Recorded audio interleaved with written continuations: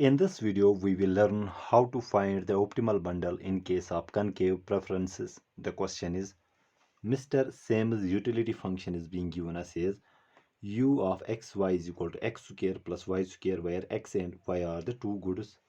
His income is being given as $1,000. The price of good x is $20 and the price of good y is $10. What is his optimal bundle? The options are given: x is equal to 0, y is equal to 100, and these are the four options here, you can see here. Okay, so let's first take this question in consideration. What we are being given here, we are being given the utility function of Mr. Sam from the two goods is equal to x square plus y square. Okay, graphically it will make more sense to explain this question. Okay, if you can see, this is a function of circle.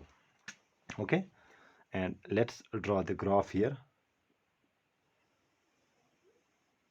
Okay, we will not draw the four quadrants. We are concerned with only the first quadrant. On this side we have good x, on the vertical side we have good y. Okay, this is the graph of a circle, x square plus y square. Okay, let us draw here it. Okay, let us say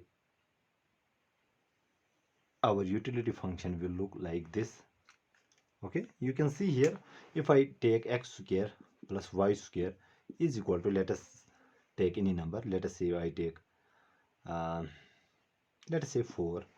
Okay, when x is equal to 0, y will be equal to plus minus 4 plus minus 2.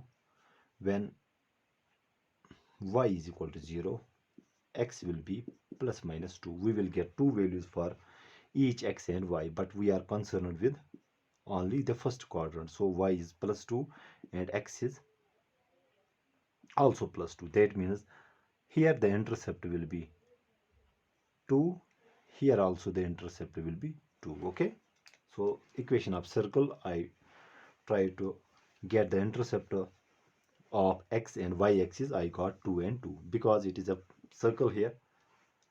Now if this is our utility function, now next thing is, what will we do? We will draw a line segment which joins these two intercepts. Okay, so let's draw this line.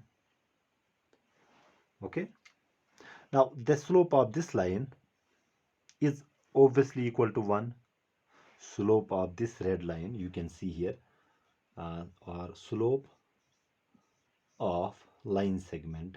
Okay, let's write it here, line segment ls is equal to, so slope is simply rise over run. That means we have 2 upon 2 here, change in y upon change in x, you know it. Okay, so here it is 2 upon 2. That means the slope of this red line segment is 1.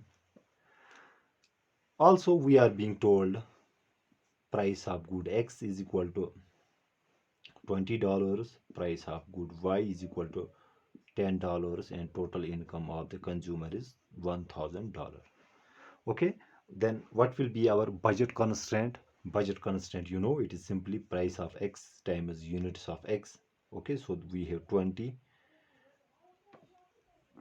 let me write it here, units of x times price of x plus units of y times price of y. This should be equal to our money income.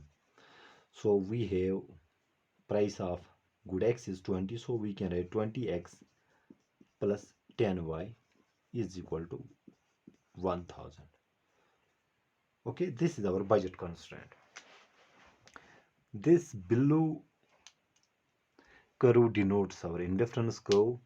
Okay, and this red line segment does not represent our budget line. Okay, so to draw this line segment, it has some purpose, and you will learn it here.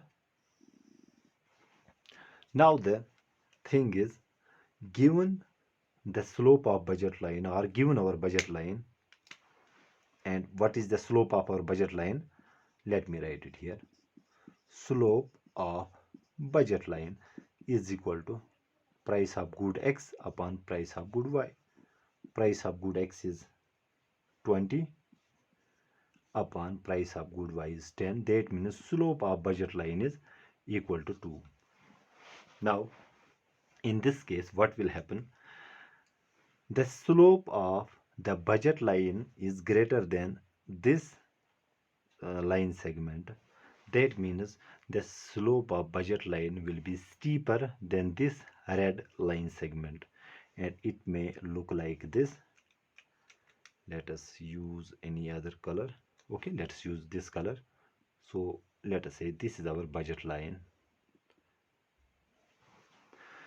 Now you may wonder why I have drawn this. This is for the reference purpose. Okay, if the slope of budget line is greater than the slope of this red line segment, which was constructed by joining the intercepts of this utility function, okay, then in this case what we can do,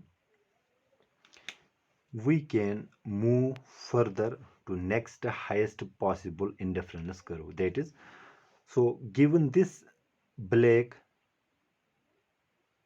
budget line, we can reach to the highest possible indifference curve, in this case like this,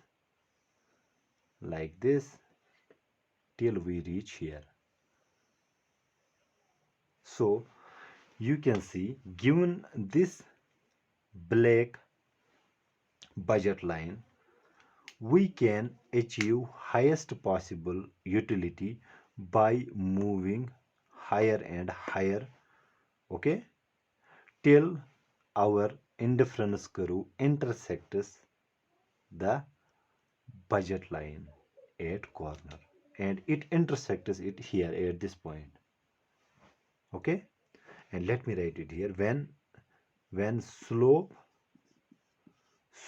of budget line, in this case, is greater than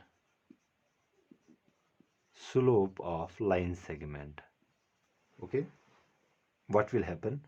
We will consume all of good Y, and none of good X, because on the horizontal axis you can see this indifference curve does not touch or intersect this budget line. Okay, so it only intersects the budget line on vertical side. That means we can reach, let us say this is IC1, IC2, IC3, IC4. Okay, so IC4. Now what happens here? The IC4 intersects the budget line at the corner. Okay, when this happens, then we will consume all of good Y and none of good X. Okay, so let us write, and this is actually true here. Slope of budget line is 2. You can see slope of budget line is 2, and slope of line segment, which we calculated, it is 1, since 2 is greater than 1. Okay, so or let me write it here also.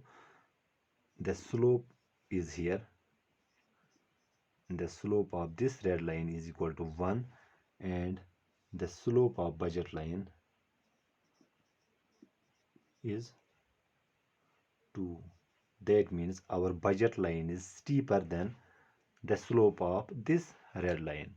In this case, the consumer will consume all of good Y and none of good X. Okay, so that means our X will be equal to 0, and consumer will consume all of good Y. And graphically or algebraically, what we can write it here, as I have told you, consumer will consume none of good X. So in place of X, we will have here 0. He will consume 0 units of good X and all units of Y.